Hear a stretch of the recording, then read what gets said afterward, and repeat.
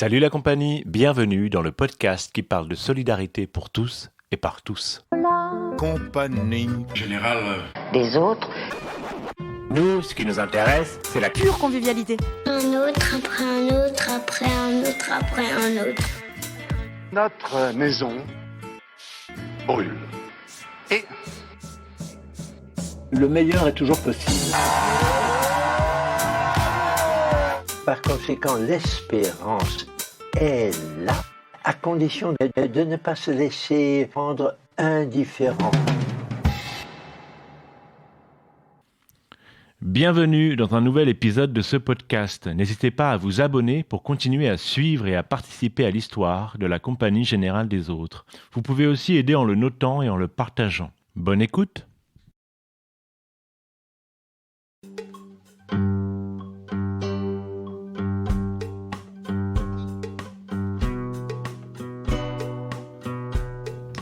Doit-on refonder la société pour répondre aux enjeux du XXIe siècle ? Pour le mouvement ATD Quart Monde, il est impossible d'éradiquer la grande pauvreté sans repenser complètement notre approche et notre regard sur l'autre, la manière dont sont conçues les politiques publiques, voire renverser la vapeur de l'intelligence, apprendre et s'inspirer des personnes vulnérables aux stratégies de vie souvent ingénieuses. Porteurs d'expérimentations innovantes comme Territoire zéro chômeur de longue durée ou les universités populaires ATD Quart Monde, le mouvement dont les militants sont en majorité en grande précarité parie sur des méthodes patientes qui permettent à chacun de se rencontrer, de se transformer et d'évoluer ensemble vers une nouvelle conception partagée de la société.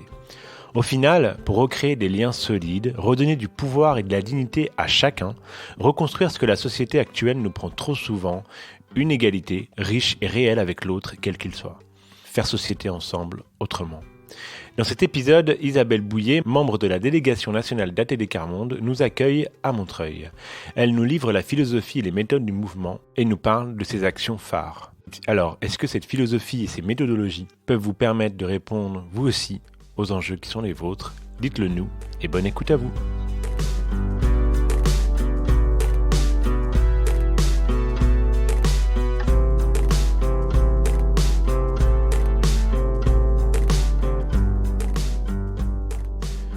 Alors, bonjour Isabelle Bouillet.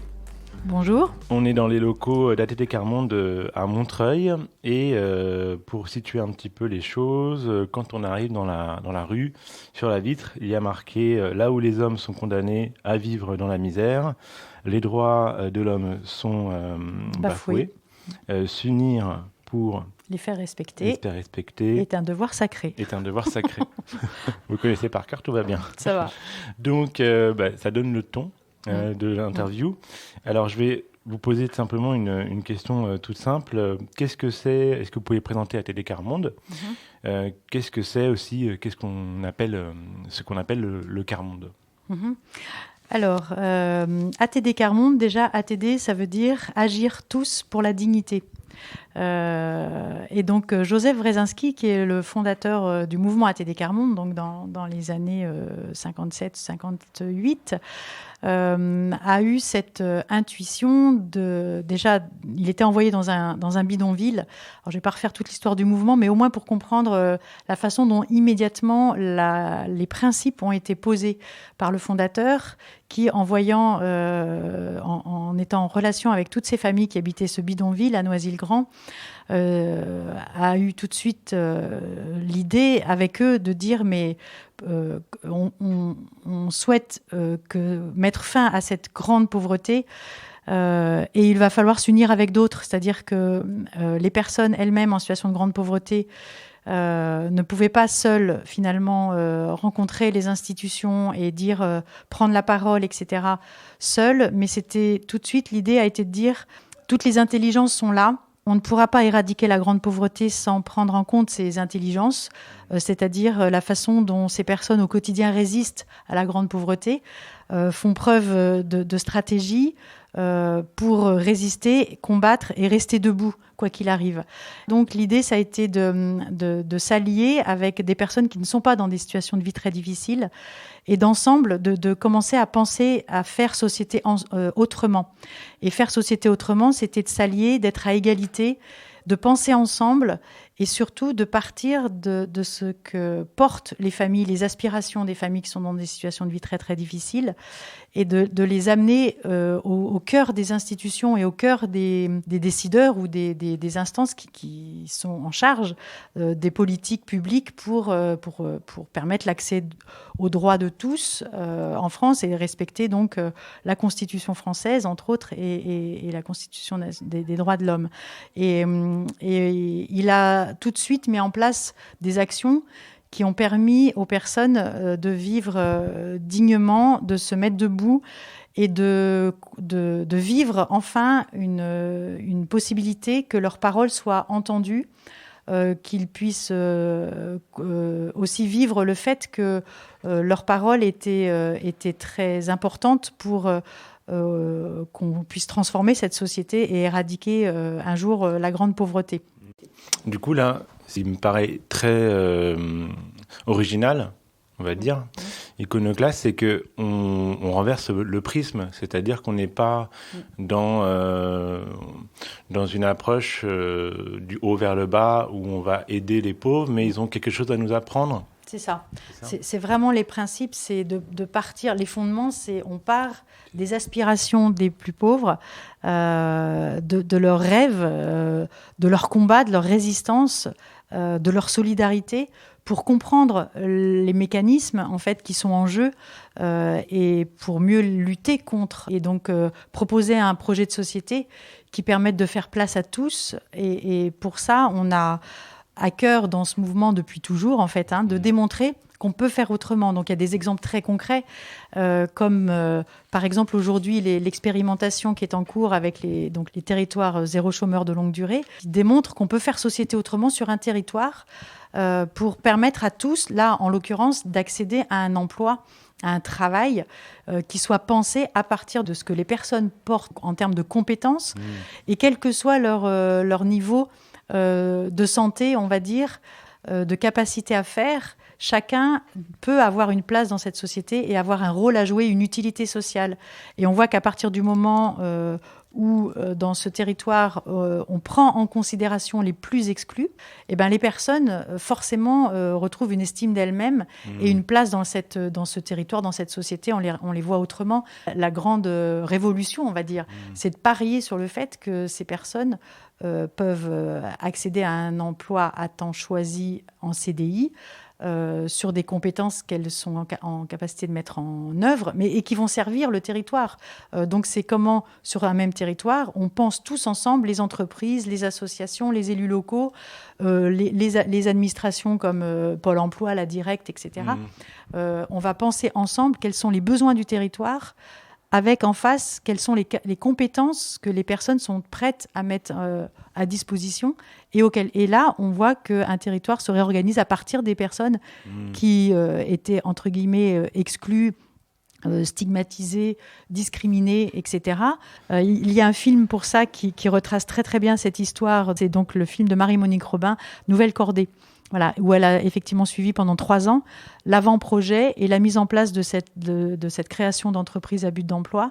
Et on voit la transformation des personnes, non seulement des personnes qui étaient privées d'emploi, dans l'utilité qu'elles ont de nouveau sur ce territoire, mais également ce que ça a produit comme effet très positif sur la vie locale, sur le fait que des personnes qui avaient très peu de ressources pour vivre accèdent à un pouvoir d'achat nouveau, effectivement, et on voit à quel point ça positivement, ça transforme l'économie locale, ça transforme les regards. On fait la même chose, des démonstrations du même ordre autour de l'école, de l'éducation, où là, en ce moment, on expérimente des projets avec une vingtaine d'écoles, de groupes scolaires, dans lesquels on veut absolument démontrer, mais ça fait suite à une recherche scientifique qui avait été menée, que l'orientation scolaire vers des filières spécialisées, en fait, peut être évitée pour les enfants qui ne sont pas en situation de handicap personnellement, mais qui sont dans des conditions de vie telles que le suivi de la scolarité est difficile, ou en tout cas,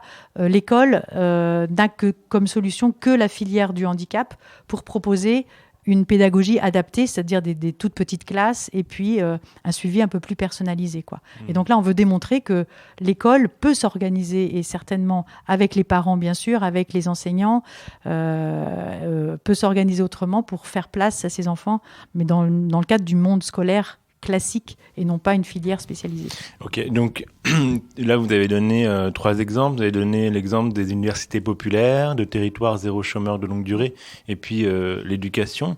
À chaque fois, il y a, pour qu'on comprenne bien, il y a bien cette idée que chacun est un peu expert de ses propres problématiques, et on va mettre tout le monde au même niveau pour répondre à ces problématiques. Donc on fait société autrement, en mettant chacun à une place finalement des expressions démocratiques au même niveau que les égalité. Autres. À égalité. Voilà. Et en fait, c'est comment les personnes qui sont dans des situations de vie très difficiles sont en capacité de produire une analyse des dysfonctionnements, des freins, de ce qui empêche de vivre dignement, pour qu'on puisse prendre en compte dans les politiques publiques, à partir de ce que vivent et l'analyse que font les personnes elles-mêmes, dans une optique d'éradiquer la grande pauvreté. Un exemple très concret sur le RSA, le revenu de solidarité active, où aujourd'hui la Cour des comptes demande à ATD Quart Monde de participer à l'évaluation de ce dispositif RSA. Ça, je vous redonne un exemple qui pour nous est très très important. C'est on demande à ce que les plus pauvres puissent contribuer à l'élaboration, la mise en œuvre et l'évaluation des politiques publiques pour évidemment transformer les choses, puisque de plus en plus de personnes sont en situation de grande pauvreté dans le pays. En ce moment, on va atteindre les 10 millions de personnes qui vivent sous le seuil de pauvreté. C'est effrayant, c'est-à-dire que d'année en année, de plan après plan, on voit bien qu'on n'arrive pas à éradiquer la grande pauvreté. Et donc là, enfin, un organisme indépendant comme la Cour des comptes nous demande d'évaluer cette politique publique, mais avec les personnes qui sont elles-mêmes allocataires du RSA, pour comprendre pourquoi les fonds publics dédiés au RSA n'arrivent pas à l'objectif final qui est de lutter contre la pauvreté et accéder à un emploi. Et l'objectif aussi, c'est qu'un accompagnement social de qualité puisse être produit pour accompagner les personnes pour sortir de ces situations d'exclusion. Alors pourquoi ? Voilà. Les personnes expliquent très clairement les mécaniques qui sont en place avec ce dispositif RSA entravent le fait que les personnes puissent trouver un emploi, puissent sortir de cette situation de vie très difficile. Et je vous donnerai un exemple. C'est par exemple le montant du RSA, en fait, est un maxima social familial. Un enfant, un jeune, par exemple, qui effectuerait un stage 1 mois et qui aurait une gratification de 300 €, imaginons, ou 200 €, le moindre euro qui arrive dans la famille de qui que ce soit, le RSA, après, 3 mois après, quand il déclare le moindre euro qui arrive dans la famille, le RSA est déduit, on déduit les 300 € qui ont été gagnés par le jeune. Et donc, ça crée des situations impossibles de conflit et de pénalisation de toute la famille. C'est-à-dire, 3 mois après, on va retirer les 300 €. Imaginez, et ça, personne, il n'y a pas grand monde qui connaît ce mécanisme-là et qui entrave l'initiative et voilà, à un moment donné, voilà. Et donc, cette politique publique, aujourd'hui, empêche d'éradiquer la grande pauvreté, empêche les gens de sortir de la grande pauvreté. Et il y a plein d'autres exemples comme ça. Et donc, ce sont les personnes elles-mêmes, de par ce qu'elles vivent, en fait, qui peuvent expliquer et analyser tout ce qui est en chaîne derrière, dans le conflit, dans le jeune qui va se retrouver à la rue, par exemple. Et donc, ces 300 balles, en fait, qu'il aura gagné, on les déduit de la famille. Donc, c'est une punition. Enfin, c'est terrible, en fait. Voilà. On ne comprend pas pourquoi les jeunes refusent, par exemple, ou de se mettre dans une dynamique parce qu'ils savent que la punition, c'est pour toute la famille. Enfin, on ne se rend pas compte, en fait. Il faut le comprendre, ça, en fait. Voilà. Alors, du coup, je voudrais bien qu'on fasse un zoom sur l'une des principales fabriques, si on peut dire ça comme ça, du mouvement, là où se récolte tout le savoir, se font les discussions qui vont animer le militantisme, les débats d'ATD Quart Monde, que seraient donc les universités populaires. Est-ce que vous pouvez nous expliquer le principe de ces universités populaires ? Oui, on peut dire ça. C'est-à-dire que l'Université populaire Quart Monde est un lieu... On inverse complètement la vapeur, en fait. Ce n'est pas une université où un conférencier vient apporter sa science et nourrir les personnes. On part d'un principe complètement inverse. C'est un lieu de formation pour les personnes en situation de pauvreté, mais à égalité aussi pour les personnes qui ne sont pas dans des situations de vie très difficiles et qui vont, elles, apprendre des plus pauvres. Et les plus pauvres, ils viennent apprendre qu'ils ont des capacités, ils viennent les exercer, les mettre en œuvre, de prendre la parole, d'avoir une intelligence et que ce soit une intelligence qui est reconnue par la société. C'est-à-dire que ce sont des personnes qui vivent des situations au quotidien d'humiliation, de honte, qui est tellement ancrée des fois de génération en génération. N'ont jamais fait l'expérience d'être considérés à part entière avec une intelligence et une profondeur qui va permettre de changer la société. Voilà. Et en même temps, on invite une personnalité, par exemple, si c'est autour de l'école, pour reprendre la question de l'école. Moi, j'avais invité à une époque la rectrice d'académie. Et en fait, quand on invite une personnalité comme celle-là, c'est la posture qu'on lui demande d'avoir et qu'elle doit accepter, sinon, effectivement, c'est pas possible. La posture, c'est qu'elle vient pas faire un discours, mais ça dure 2h30 en général. Donc, pendant la première heure, elle est à l'écoute de ce qu'auront préparé, parce que c'est tout un processus 2 mois avant où les groupes locaux, donc des groupes de pairs, PAIRS, se réunissent, donc des militants quart-monde d'un côté, ça peut être des personnes qui ne sont pas évidemment dans des situations de vie difficiles, qui vont se réunir et on va travailler autour de 2 ou 3 questions qui vont partir de l'expérience de vie de chacun, en fait. Et chacun vient dire, à partir d'une question sur l'école, par exemple, si on travaille sur la place des parents dans les écoles, les personnes vont partir de leur expérience de vie à elles, ou de leurs voisins, ou de leurs filles, ou de gens très proches. Elles vont travailler déjà ce que ça évoque comme question, comme problématique, de positive, de négative. Elles vont les partager dans leur groupe de pairs. On va collecter, construire en fait une pensée qui va devenir collective. Et ensuite, à la plénière, chaque groupe vient transmettre une question ou un problème ou une suggestion, une préconisation. C'est fait sous des formats pédagogiques très différents, du théâtre-image, du théâtre-forum, des affiches, des sketchs. Enfin voilà, il y a plein de possibilités. Et en fait, l'invité, qui a une responsabilité dans notre société, vient apprendre des choses profondément nouvelles, très souvent pour elle, puisque c'est la première fois que des personnes dans des situations de vie très, très difficiles sont les interlocuteurs de cette, par exemple, là c'était une rectrice.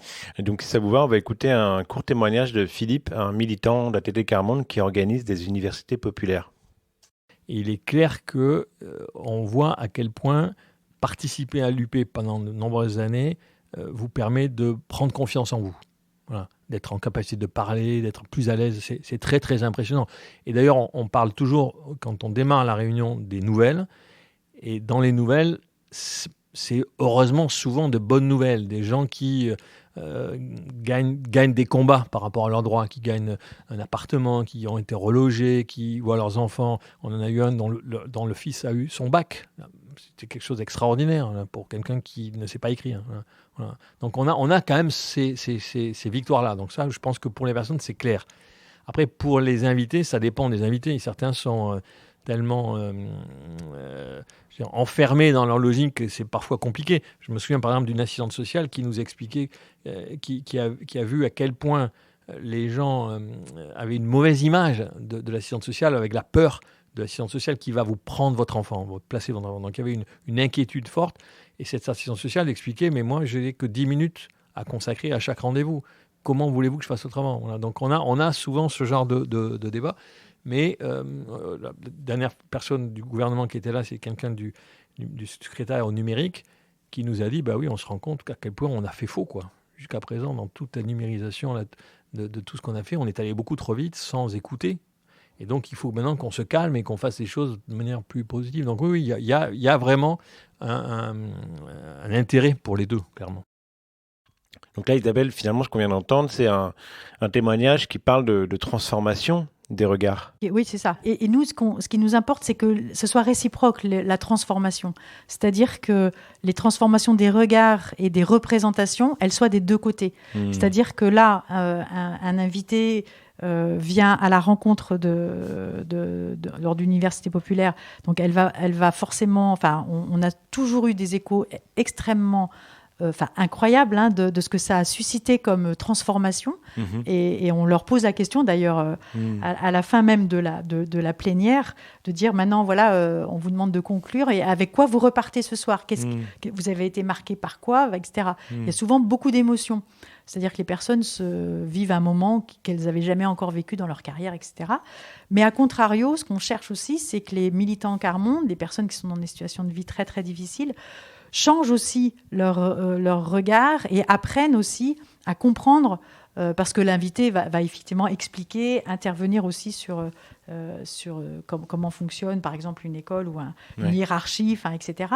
Et là, les personnes vont aussi apprendre. L'idée, c'est on est aussi dans un format Université populaire quart-monde, c'est réciproque. Chacun vient apprendre de l'autre, échanger son regard. Voilà. Mais principalement, évidemment, l'idée, c'est que les personnes qui assistent à ces réunions et qui ont préparé, ce sont pas des réunions publiques, chacun vient avec un travail qui a été mené avant, et donc vient apprendre de la vie des très pauvres, de leur résistance, de leur combat, de leurs préconisations et de oui, qu'est-ce qu'il faut qu'on transforme dans notre société, dans nos pratiques, dans nos institutions, pour que les choses changent, et quel que soit le sujet. C'est fou comme on peut tous s'enfermer dans une représentation fausse de l'autre, qu'on soit citoyen, directeur ou directrice d'école, ou politique, ou même faisant partie du quart-monde. On a toujours besoin d'une remise à plat des choses. Mais c'est parce qu'on ne se connaît pas, parce qu'on ne se rencontre pas. Enfin, on a le même cas aujourd'hui, peut-être plus précisément avec les migrants. Beaucoup d'idées fausses. Enfin, on avait sorti plusieurs livres. On en est je crois à la 5e édition, je crois. Des idées fausses sur les pauvres et la pauvreté. Sur les migrants, c'est pareil. Enfin, tant qu'on n'a pas rencontré une personne qui a, avec son histoire, la personne en tant que telle, les représentations sont énormes sur ce que ces personnes viennent faire sur le territoire et le travail qu'elles vont prendre aux Français ou les logements, etc. Mais voilà, toutes ces problématiques-là, on sait qu'elles existent parce qu'on ne se rencontre pas. Et les personnes en situation de très très grande pauvreté, le quart-monde, peu de gens ont l'occasion d'entrer en dialogue, un vrai dialogue, un dialogue à égalité, pour comprendre et vice-versa. Donc, il y a des peurs réciproques. On travaille beaucoup dans notre... à TD Quart-Monde, on a beaucoup travaillé sur les peurs réciproques.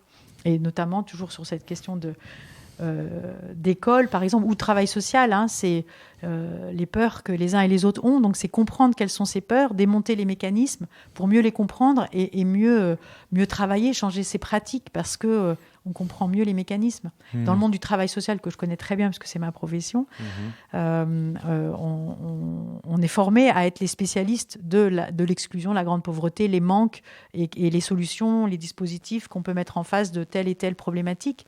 Et en fait, on se rend compte qu'on se plante souvent. Et ça, on a plus de 20 ans de pratique maintenant, avec une démarche qui s'appelle la démarche du croisement des savoirs et des pratiques, où là, on permet justement à des milieux, des mondes qui ne se connaissent pas profondément, qui ne se comprennent pas, alors que d'un côté, on a des spécialistes, des praticiens qui ont été formés et puis de l'autre, des personnes qui sont dans des situations de vie incroyablement galères et qui ont besoin d'avoir un accompagnement ou un soutien à un moment donné. Et en fait, ce sont des mondes qui ne se comprennent pas.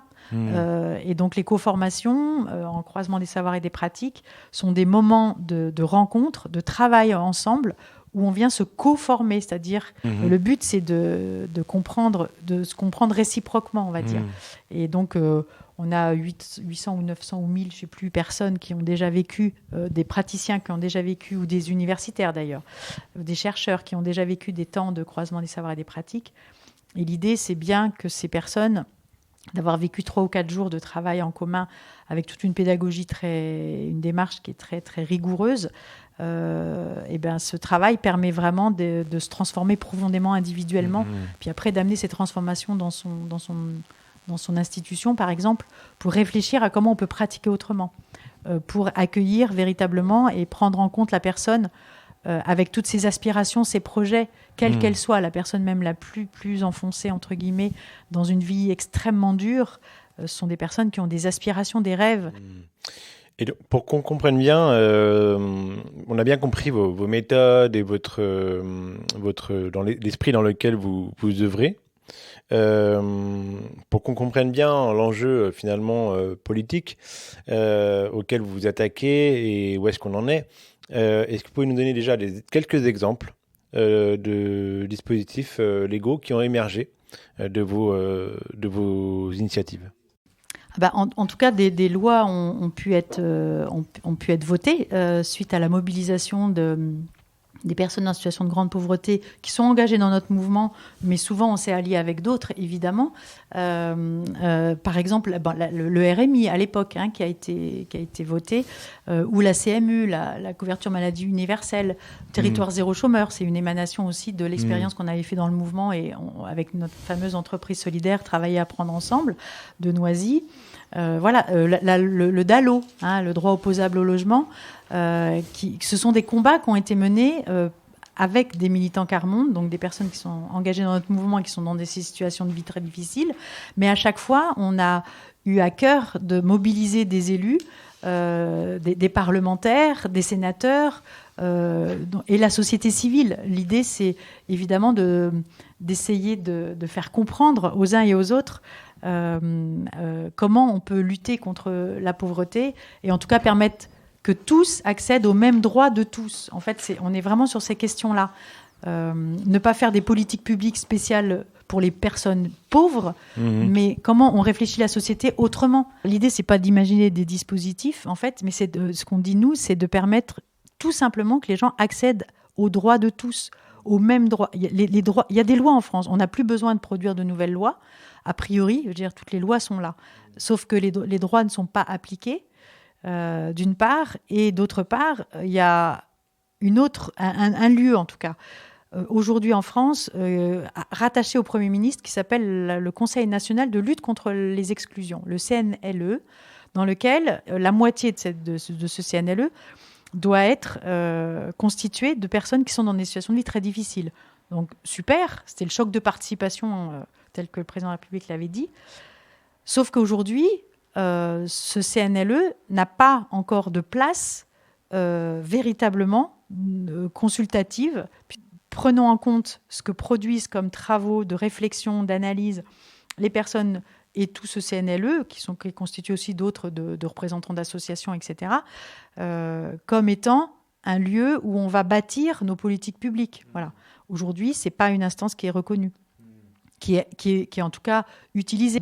Aujourd'hui, on est nous, dans le mouvement ATD Carmonde, très préoccupés par la jeunesse. Et donc, depuis 2 ans, on axe toutes nos actions et notre énergie en grande priorité sur la jeunesse. Et aujourd'hui, on voit bien que la jeunesse n'a pas... on ne donne pas aux institutions, aux praticiens, aux gens qui sont censés effectivement venir dans un accompagnement, venir en aide ou en soutien aux jeunes. Les moyens ne sont absolument pas là. Alors que dernièrement, on annonce effectivement que les 16-18 ans l'État garantit un accompagnement à la formation à tous les jeunes de 16 à 18 ans. Et on voit bien qu'en face, ce sont des annonces. C'est magnifique, c'est génial. On peut se dire génial. Un jeune à 18 ans, il a beaucoup plus de chances ensuite de continuer à se former, de trouver un emploi, on va dire, puisqu'il aura été formé avant. Et on aura fait tout pour rejoindre, aller vers les jeunes les plus exclus. Nous, on sait, les jeunes, le mouvement, on travaille énormément là-dessus. Sauf qu'aujourd'hui, ce sont des annonces et aucune réflexion avec les gens concernés, les jeunes notamment, sont menées pour réfléchir à quels moyens on doit mettre en place pour aller vers ces jeunes et aller les chercher, les rencontrer et travailler en profondeur avec eux, quoi. Ça tombe pas tout cuit. Les missions locales sont bien là pour dire à quel point c'est difficile pour elles d'accompagner 70 jeunes ou 100 jeunes quand un jeune très, très, très en difficulté ou très exclu ou qui aura beaucoup de mal à raccrocher demande beaucoup de temps. Je veux dire, beaucoup de temps pour prendre confiance, se dire, bah oui, là, il y en a un qui s'intéresse à moi et en plus qui va m'écouter vraiment profondément et qui va venir le voir, le chercher. Voilà. Ce sont des choix politiques, de société. Qu'est-ce qu'on veut ? On veut éradiquer la grande pauvreté ou pas ? On veut soutenir ces jeunes qui sont d'une fragilité incroyable, ou pas. Et là, c'est le ou pas qui prédomine. Donc, on est un petit peu en colère aujourd'hui. Et la situation sanitaire amplifie les problématiques, ça c'est clair. Ouais. Et vous parliez tout à l'heure du non-recours au droit. Qu'est-ce qui fait aujourd'hui que des personnes n'ont pas recours à leurs droits ou n'ont pas accès à leurs droits ? Alors, ce qui empêche d'accéder aux droits, il y a plein de raisons en fait. Il y a plein de raisons. Une des dernières qui nous est pété à la figure, on va dire, pendant le premier confinement, c'est l'accès aux droits par le numérique, par exemple. Ce qui a été très très difficile, c'est quand les services publics effectivement ont fermé, ou alors sur les sites internet, etc.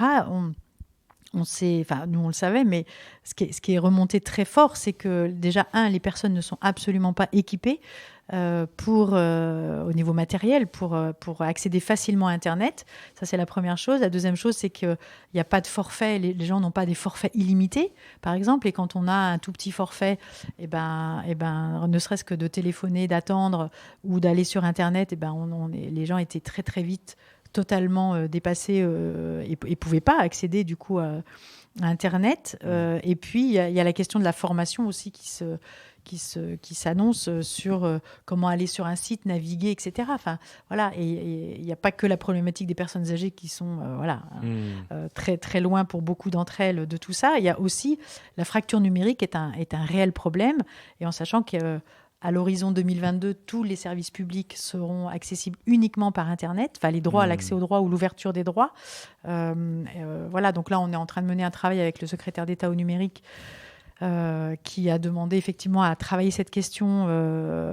Donc, il a sollicité beaucoup d'associations.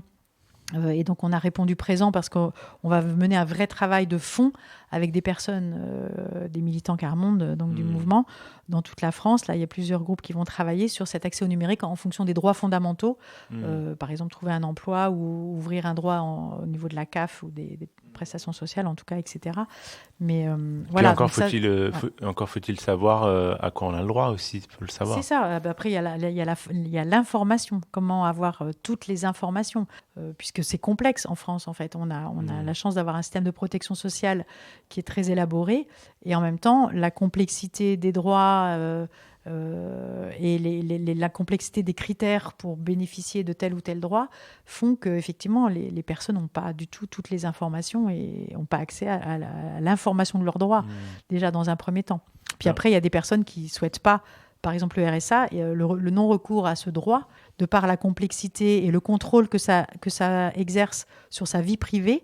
D'ouvrir un droit RSA, c'est accepter que les institutions aient un droit de regard sur sa vie privée complète, puisqu'on doit justifier des personnes qui vivent avec qui on vit, des ressources des personnes avec qui on vit. Souvent sont demandés les relevés bancaires. Enfin, c'est inimaginable l'intrusion que les personnes ont dans leur vie privée, en fait, pour bénéficier de ce droit. Et pour finir, alors du coup, quel avenir pour ATD Carmonde dans les prochaines années ? C'est un avenir de combat. On est un mouvement militant et de combat pour les droits de tous. C'est vraiment un combat qui motive énormément de gens, puisqu'on est dans l'accès aux droits et dans la dignité et dans permettre aux personnes qui sont dans ces situations de vie très difficiles de se mettre debout et d'entrer dans un vrai combat pour se faire entendre et pour transformer profondément la société. Et donc là, on voit bien qu'il y a encore du boulot. On a bâti énormément de relations avec énormément de gens, et on sait à quel point des personnes qui partagent nos principes et nos valeurs sont très sensibles à la façon dont on travaille, puisqu'on travaille avec les personnes et en prenant le temps dans des conditions de participation qui permettent à chacun d'avoir sa place. Voilà. Et on voit bien les territoires, pour reparler et finir peut-être là-dessus sur les territoires zéro chômeur, à quel point les collectivités, les professionnels, les entreprises, ça redonne du sens aussi à chacun de ne pas aller à la course au profit. Enfin, énormément de gens commencent à réfléchir et réagir à comment on peut faire société ensemble autrement, quoi. Et on voit bien qu'avec les changements climatiques, avec tout ce que ça va produire comme injustice et comme difficulté majeure de comment on doit vivre autrement maintenant, quoi. Donc on doit vivre autrement, mais aussi en pensant toujours à partir des plus pauvres. Et la transition qu'on doit mener aujourd'hui dans notre société, elle doit se faire à partir des plus pauvres. Donc on bosse beaucoup avec les associations environnementales, les associations militantes qui aujourd'hui, les jeunes, notamment énormément les jeunes, qui aujourd'hui veulent penser la vie autrement et donner un autre sens à leur vie et à partir des changements profonds climatiques qui s'annoncent. Et quand on réfléchit avec eux en disant mais les premières victimes aujourd'hui, ce sont les gens qui sont dans des situations de vie très très difficiles parce que elles n'ont pas les mêmes sécurités et se protéger ou penser l'alimentation, par exemple, digne et durable à partir de produits locaux, etc. Et ben, si on les pense que pour les bobos, les gens qui ont les moyens de se déplacer et d'aller chercher son panier à MAP, etc., ben non. Comment on va penser l'accès à ces produits de base